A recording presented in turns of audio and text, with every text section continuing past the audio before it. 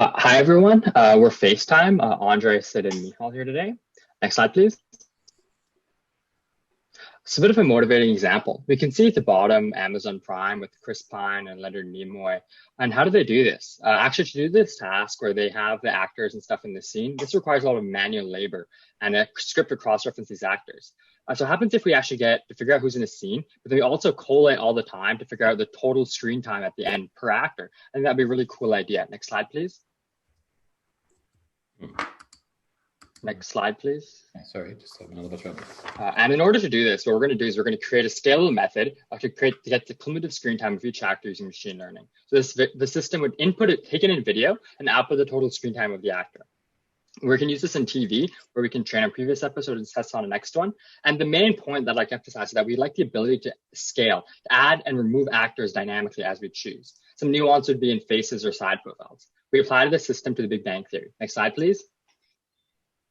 On the left-hand side, you can see our total architecture for the system, but let's zoom into the top a bit. How are we getting the videos? So we take in the input video, we split the frames up, and then we take the pre-trained facial network detection system, and at the bottom right, you can see that we output the faces of each of the actors. Next slide, please. So once we have all of these images of the faces, we separate them into 7 classes. There's 5 classes for each of the main actors, plus an extra folder for the non-main actors, plus another folder for the non-faces or the non-humans. You could see some problems we had with sorting below. Next slide, please. So one of the biggest issues we had was that the data was heavily unbalanced. You could see that Sheldon and Leonard are very much leading as compared to Howard. And so that's a problem that we address later on. Next slide, please. To process the data, we wanted to input it into a convolutional neural network. So we resized it to 180 to keep some features, but still make it small enough to do a quick learning. We standardized it and we kept the RGB as opposed to grayscale to keep extra information in the color channels. Next slide, please. So once we had our data, it was time to start training. We wanted each model to be as simple as possible, so it would be easy to scale and train a new one. So it's just 4 convolutional layers with max pooling and batch normalization with 2 final linear layers. So we train 1 model for each actor, and any additional actor added in the future will be trained in this similar way. So we hypertuned our results, we hypertuned our model, and we can see the architecture on the next slide. The next slide. You can see we go in from an RGB image, we do some convolutions, and so the kernel sizes are 6, 4, 3, and 3, and we do 20 kernels for each one. And we found that that resulted in the best results overall. So here I've just shown the CNN layers, but the final 2 linear layers are just now visualized here. So next slide. So looking at the quantitative results, we can see that our model, our binary classification model, is doing extremely well. And if you'll notice, instead of looking at accuracy, we looked at sensitivity. And this is particularly because each and every binary classifier that we've trained is particularly responsible just for its particular actor. And so it's extremely important that it gets true positives correct. And so when focusing on sensitivity, we saw that we were getting in the 98% for every single actor, and our baseline was around 91%. And we visualize that as well in the confusion matrix on the right. If we look at the next slide, we can actually see the confusion matrix for the entire baseline. That shows that even the baseline was actually doing quite well before we had moved on to a binary classification system. And that was obviously because we wanted to focus more on the scalability aspect of things. Finally, we produce the on-screen time. If we move on to the next slide, we can see some of the qualitative results. So despite getting over 98% correct, there are obviously some mistakes. So looking at the particular images on which our classifier fails, we can see that it tends to be on ambiguous side profiles when there's limited features in the frame, there's a heavy amount of blur, and there's a blur and an angle. So these are some of the false positives. Next slide. Let's talk about our strengths. Our model bank architecture outperforms the multi-class system by a significant margin on binary classification, for like single class classification, I should say. But the main thing that we want to hammer home is that while the multi-class system could be used because the accuracy is still pretty good, our method provides scalability that the multi-class doesn't, and we'll talk about this a little more later. Next slide, please. So some sources of error we want to mention is that the face finder wasn't the perfect black box. So it's, as you can see, there's some non-human and non-faces captured in there. There's human error, of course, that we had in sorting and image splitting, and there's some qualitative errors that we talked about earlier. Next slide, please. So the biggest thing we found is that the scalability procedure is really, really simple. So we gather and label data on the new actor, then we train a new binary model on this new actor. There's no need to change the model architecture for each new actor that we add, and that drastically decreases the time and cost needed to scale. Next slide, please. So based on all the information that we've taken, we took a ton of photos that we had. Taking those photos from the video, we then sent them to the binary classification where every single model tries to predict which type of, who the actor is. From that, we're able to understand who's present in each scene and then convert that to a final on-screen time. And so we have some additional slides, and hopefully we can go through them a little bit through our questions. And they just talk a little bit about some of the issues we faced, in particular in regards to having too many photos with extras, and then some data processing issues that we faced along the way. All right, so a little bit out of ran over time there, but thank you. It's very very interesting piece of work.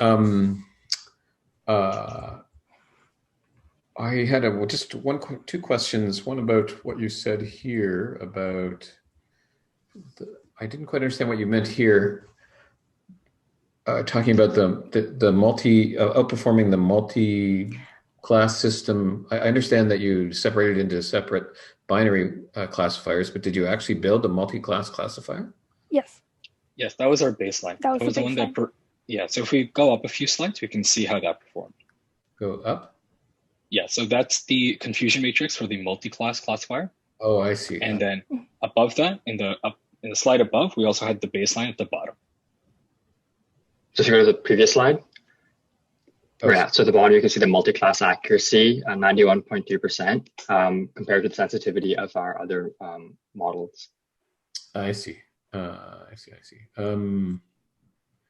And your negative examples, I think that's what when you're talking about the extras, those are your negative examples. Is that true? That's correct. It's extras. That's an example of not classes. Yeah. Yeah. That's what I mean by negative examples. I see. Extras and other. So we also included images that the face finder found that we couldn't comfortably say are actually faces. I see. And the face finder, I think you had this in your proposal, is an OpenCV face detector. Is that right? So we used a bunch of different methods. We tried MTCA and OpenCV. We settled on this method called Centerface, which I think is from Tencent. And they had their Onyx model already deployed. So we just grabbed that and we used Centerface basically, which is this pre-trained model out of the box. I see. Okay, there was a bit. There was too much to say. That maybe is on this slide somewhere, right? Yes. Sorry. Perhaps should have gone through this a bit slower. But yeah. So on the top right, you can see that you have the video frame extractor, face finder, and the face finder is the Centerface, the pre-trained network that I mentioned earlier, and that gets all those images individually get passed to the image processing. Got it. Oh, interesting. Okay, nice work. And one last question. You have a focus on scalability, and I understand your definition of it. I would suggest that you make a clear case for that. I guess your point is versus the multi-class one, having to retrain everything, you just have to produce one new classifier each time. That's right. Yep. So, yes. Additionally, the idea of production. So we're thinking about long-term. If you have a multi-class, you'd have to take it out of production, retrain it, and then put it back into production, which is downtime. So in this case, you would have no downtime loss, right? Well, you have downtime when you can't do the thing. I don't know if I buy that argument that you're sort of either you want to do the new person or you don't. If you can't do the new person, then you're down. So in our case, if you let me finish, please. If you continue to keep searching for the people you're looking for, then the you don't have to kill the old one while you're training the new one. So yeah, that's a fair point. But it's like I think we believe that having to retrain an entire model with additional classes would still take a longer time than like a multi-class would take a longer time to train than a binary classifier. Let's say you have like 100 different people. yeah, I think the scalability at that level would take a much longer time than. yeah, just be careful with the logic of what you're. Make sure it fits within the context of the application you're talking about. I don't know that. Yeah, just make sure you're not just talking to yourself. That it actually does make sense about things like that. Imtihan, do you have any questions, comments? Yeah, can we go to the slide where you compare the models to the baseline? This one. So you have sensitivity for your models, but then you put the accuracy for the baseline model. You can get sensitivity for each class for the baseline model. So you would want to compare the same metric for both. So it's not fair to compare accuracy to sensitivity, just as a point of clarification. So you can do class-based sensitivity.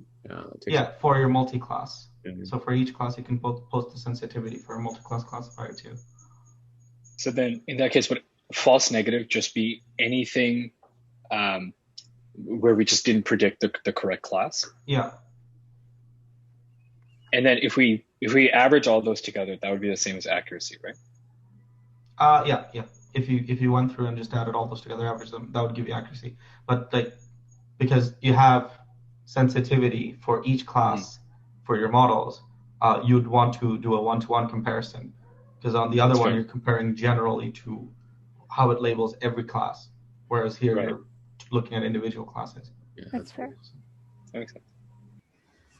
Anything else, Imtihan? Just a general thing at the beginning of the presentation. Probably a good idea to say what you're doing before the rationale. Otherwise, the rationale doesn't I don't know what to observe from the rationale that you're giving, right? Yeah, what comes before why? That's always true. Yeah, I was a little confused at the beginning too, even though I sort of remember what happened last time. But remember, everyone, don't forget that these presentations are supposed to stand alone. So you're supposed to get that no one's seen anything about this before. So it should be clear what you're doing.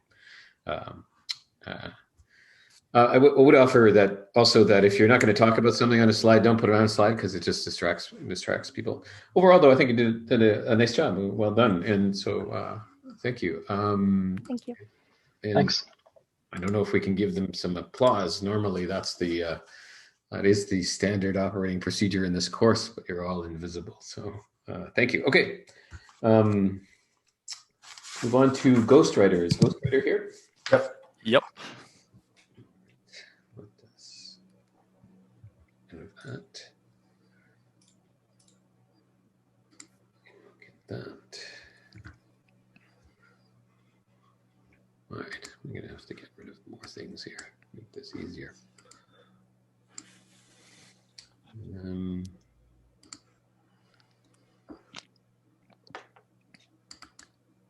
All right, off you go.